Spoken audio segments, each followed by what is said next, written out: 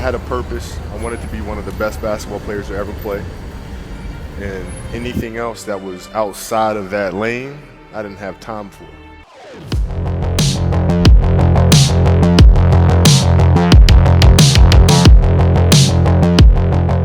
Mr. Fisk. He had a great quote that said, "Rest at the end, not in the middle."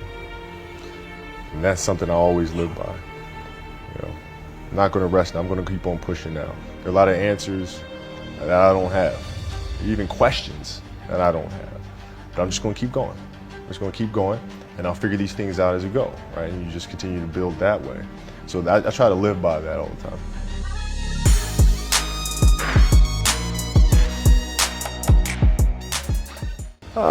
The love of the game.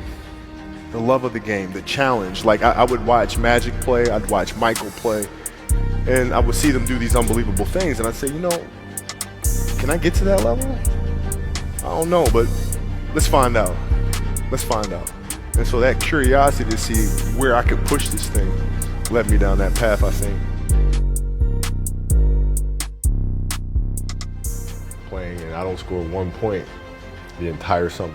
Not a free throw, nothing, not a lucky shot, not a breakaway layup, 0 points. And I remember crying about it and being upset about it. And my father just gave me a hug and said, listen, whether you score 0 or score 60, I'm going to love you no matter what. Wow. Now that is the most important thing that you can say to a child.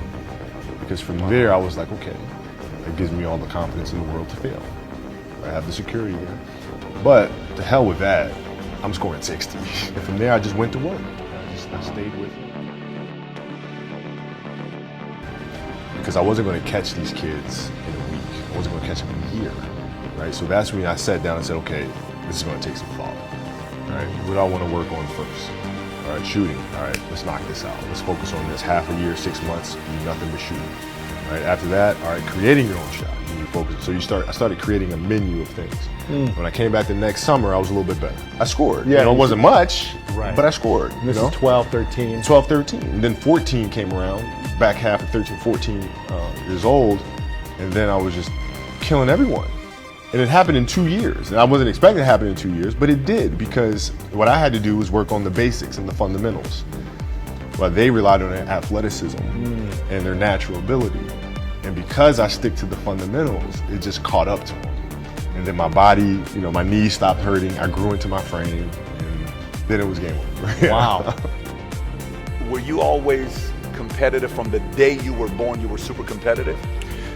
Competitive with things that I participate in. So I'll put it to you this way. So like, you know, basketball for me was the most important thing.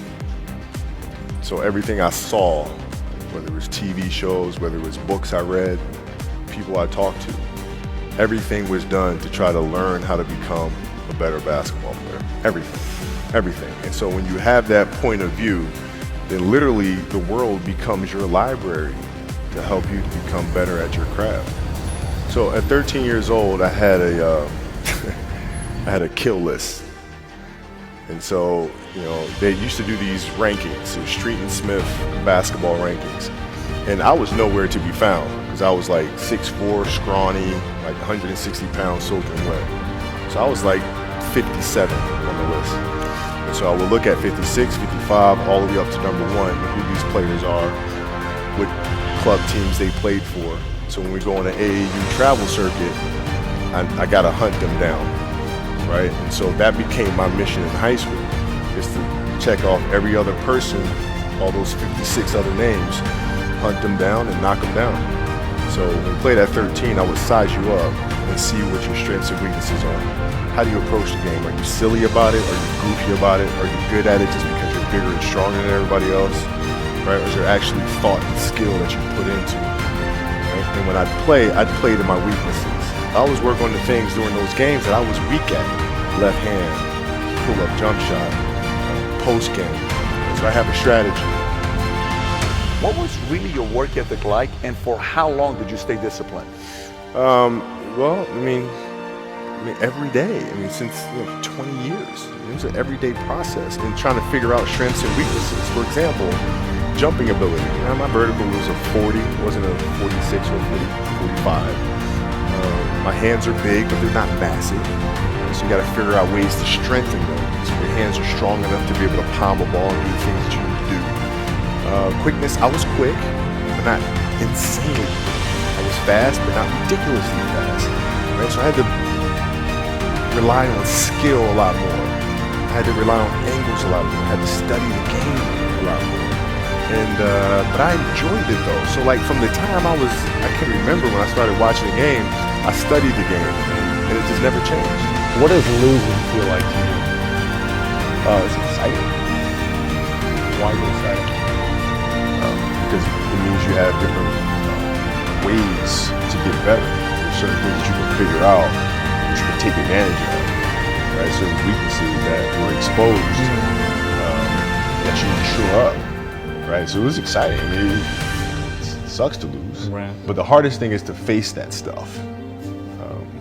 That's a really, really tough challenge. How did you get mentally and emotionally so strong where it doesn't bother you?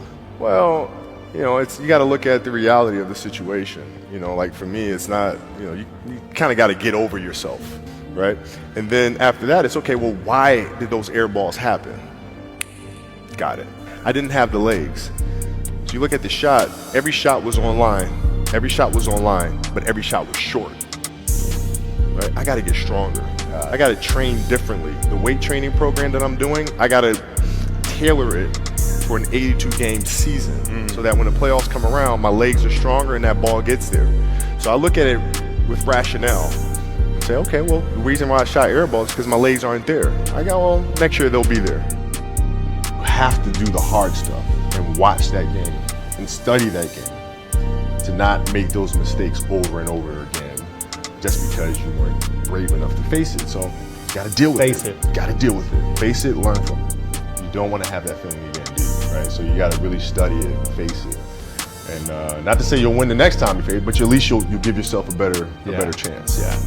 It's an obsessiveness that comes along with it. You want things to be as perfect as they can be, understanding that nothing is ever perfect. But the challenge is trying to get them as perfect as they can be. And what can you do? It's in your control. So control what you can. You have this mindset, but how did you develop that? I don't know if that's what you call the Mamba mindset, but how did you develop that? And when did it start? It started in middle school and high school. Because a lot of the kids that I was playing against were inner city kids. And so they're looking at me as if, okay, this kid's soft. They felt like they could try to be physical or try to intimidate me and do all this other stuff, which they couldn't, right? But now I'm saying, okay, well, you're trying to attack me. How am I going to attack you? How can I mentally figure out ways to break you down? How can I show you that, no, I have the edge, right? And so that's when it first started for me, is figuring out how to get the upper hand on an opponent that way. And what would you do to mentally break people down then? One of the things I would do is, while everybody would be at the cafeteria, eating and doing all sort of stuff, I just go back to the gym. And so that was my way of showing them, yeah, I may be from the suburbs, but you're not going to outwork me. Wow. Like I see a lot of players take vacations with other players that are close friends. And they'll just take vacations just to take vacations, or just hang out just to hang out. Like I never did that. But Why not though? Why didn't you do that? Well, because when I retire, I didn't want to have to say, I wish I would have done more. I don't want that. I played games with the flu. I played games with 102-degree fever, man. We had a game against Toronto in 2000, and Vince was tearing the league up. My back was jacked. So I would be in the layup line like, okay, there's a lot of days where you can rest and recover. Today ain't one of them. Your back can bother you any other day. That ain't bothering me today. He gonna have to see me today. You're playing against the Golden State Warriors. Score is 107-109. You guys are close to getting into the playoffs. You know exactly what happens in the game. You go up, you're about to take your shot, and then all of a sudden, boom, Achilles happens, right? Friend of mine, Nima, he is here just to listen to. He played ball.